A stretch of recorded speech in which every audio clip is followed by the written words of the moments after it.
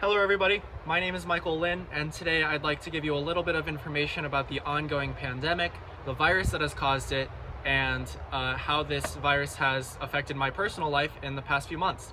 So to start, this pandemic has been caused by a virus that's called the SARS coronavirus 2, and it causes a disease in humans called CoVID-19. And looking at the name of the virus, it starts with SARS, which stands for Severe Acute Respiratory Syndrome. And that hints that this virus will infect someone's lungs and can cause severe respiratory problems in that patient.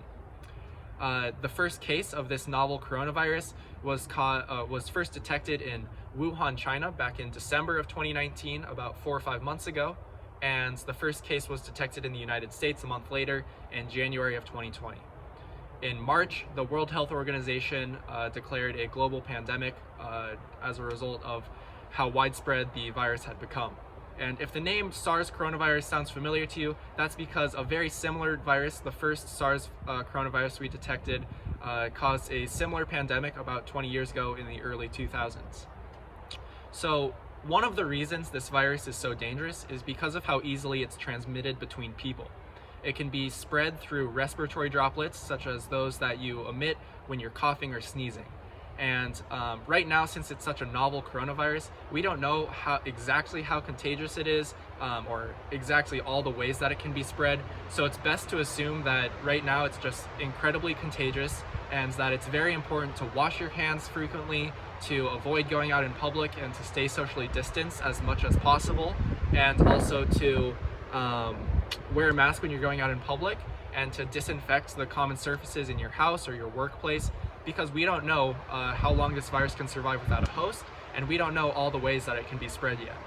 So someone who's infected may have symptoms such as fever, a cough, chills, muscle pain, a sore throat, a loss of taste or smell, so many of these things that are also very common to the flu. One of the easiest ways to distinguish it from the flu is that the coronavirus disease can cause a very gradual onset of symptoms over the course of 2 to 14 days after you're exposed. Whereas with the flu, symptoms usually onset like very, very rapidly, almost overnight. And the other distinguishing factor about the COVID-19 disease is that it's frequently accompanied by shortness of breath and respiratory problems, which make this disease very, very dangerous. And those respiratory problems hardly ever occur with normal flu. And for now, since this is such a novel virus, it'll take at least a year to develop a vaccine to it, because the process of developing a vaccine must be followed by a long period of testing. So we don't know exactly how long this virus will be around for. So our best bet right now is to just slow the spread of it as much as we can. For me personally, back at home for the remainder of the school semester, the outbreak of this virus has really changed my way of doing things. I have my classes online, but in addition to that, I have been recently volunteering at the COVID-19 screening site in Spokane, Washington, where I live. And that's a drive-through site where my role right there is to just ask the people who are coming through for personal information, and then give them some directions about how our nurses and other medical staff will take care of them later.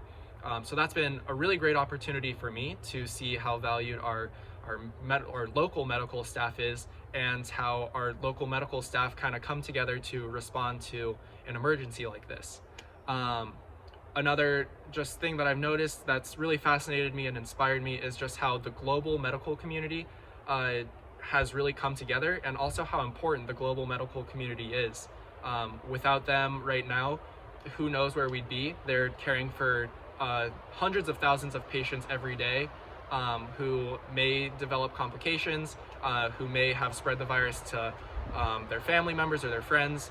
And so just seeing how professional and just the huge responsibility that the world's medical staff take on has really inspired me and driven me to want to pursue a career in medicine even more. And finally, just the way that this pandemic has changed all of our lives has really been a test for me, and how flexible I can be, just having to adapt to living back at home with my family again in a house that's fairly crowded, having to get my work done on a different schedule from where my professors are at, since I'm in a different time zone, and just not even being with my friends and having to find other ways to occupy myself and entertain myself has been just a really new challenge for me. That is something that I wouldn't have thought I would have had to go through just a year ago. So yes, so for this quick video, I really used the CDC's informational handouts on the coronavirus. So if you're interested in learning more about it, definitely check those out, because there's a lot of good information that's easily accessible and very easy to understand on the CDC website. So thank you for paying attention, and I hope that you stay safe.